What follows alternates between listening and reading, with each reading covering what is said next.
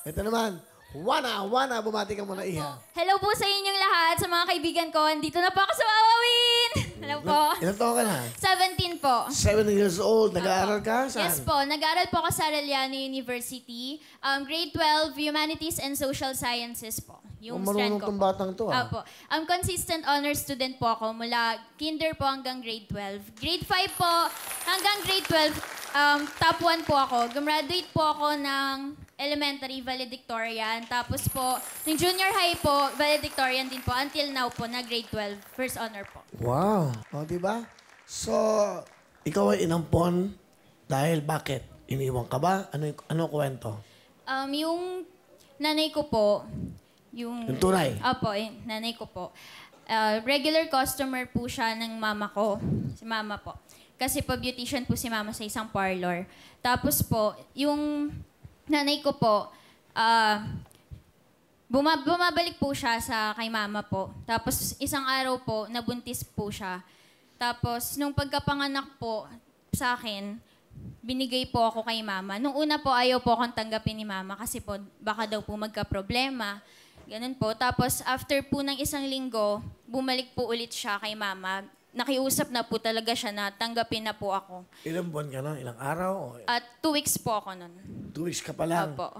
Kilala mo ba ang tatay mo? Hindi po. Ang nanay mo, pero kilala mo? Sa pangalan po. Hindi mo nakita? Hindi po. 7 months po kasi nung huli po kaming nagkita. Kailan mo nalaman na ampong ka? Simula bata po kasi ako, sinasabi na po sa akin ni mama na ampun po ako. Sige, pakilala mo na. Pinapakilala ko nga po pala sa inyo ang napaka-supportive kong mama, si Mama Mila! Hi, Will. Good afternoon po. Hello, Mama Mila. Kamusta po kayo? Maigigi na po. 7 months, si Juana, nung kanyo tinanggap yung batang ito. Wala bang pag-atubili sa puso nyo? Di ba kayo nag-isip? Tama, sabi nyo, mahirap.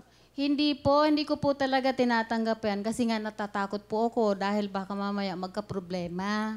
Pagkatapos po, talagang siguro na ano ng nanay niya na hindi na ho ako magkakaanak dahil nung mag-asawa po ako, ay 40 na halos. Tapos po, sabi niya, sige na tita, kunin mo na, bahala ka na dyan. Tapos nung bumalik po siya, iniwanan po sa akin yan, 2 linggo pa lang. Nung bumalik po siya, 7 months yung bata. Kinuha niyo po sa akin yon, itinaas niya, sabi niya, ayoko sa'yo, bumalas ka sa buhay ko. Inagaw ko sa kanya yan. Pero siya ay dalaga nung nakilala niyo? Dalaga ho, 16 years old lang po kasi siya. Kaya siguro binigay sa akin kasi hindi niya kayang buhayin ng bata.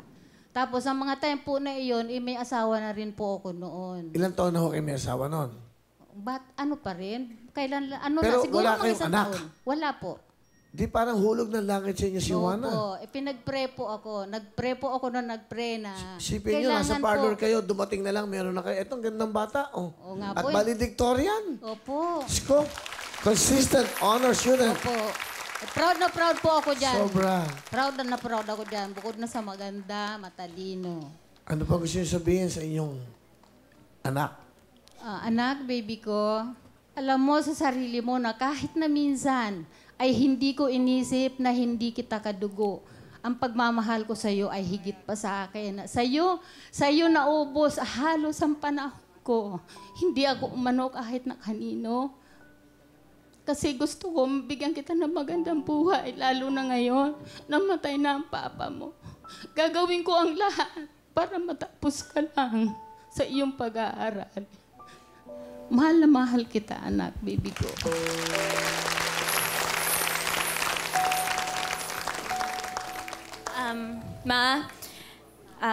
Maraming salamat po sa lahat ng sakripisyo niyo po sa akin ni Papa.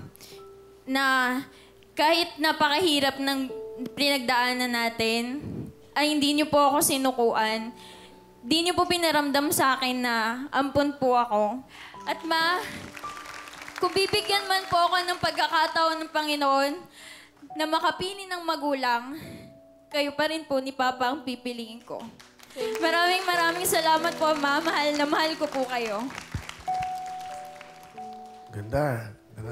Talagang totoong-totoo yung sinasabi mo, nararamdaman namin. Juana, sa iyong una, sa tatay mo, ano gusto mo sabihin? Hello po. Kasi naman po kayo,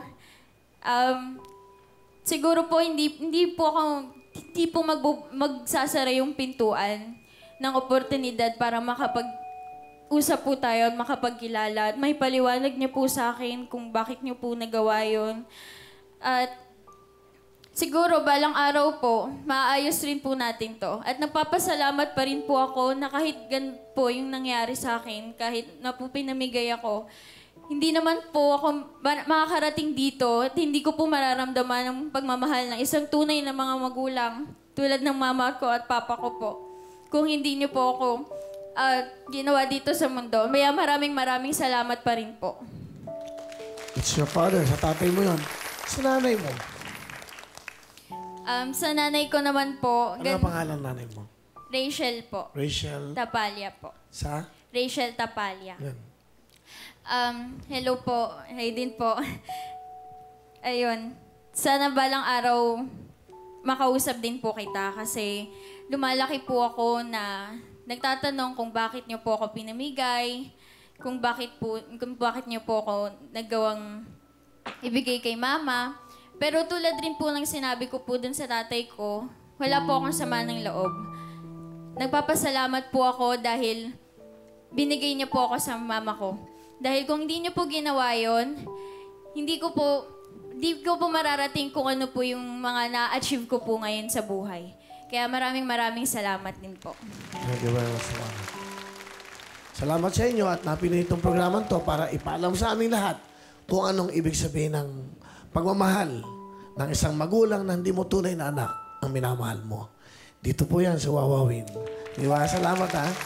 At sa mga dakilang nanay, sa mga dakilang naghaampon, sa mga dakilang mga magulang na hindi naman kayong tunay na magulang, ibang klase. Pagpapalain kayo dahil ibang klase yung puso nyo. Ha? Congratulations sa inyong tatlo dahil, well, nakatats, di ba? Daming nag-iiyakan, no? Oh, tago mo, 10,000 yan, ha? Thank you po, Kuya Will!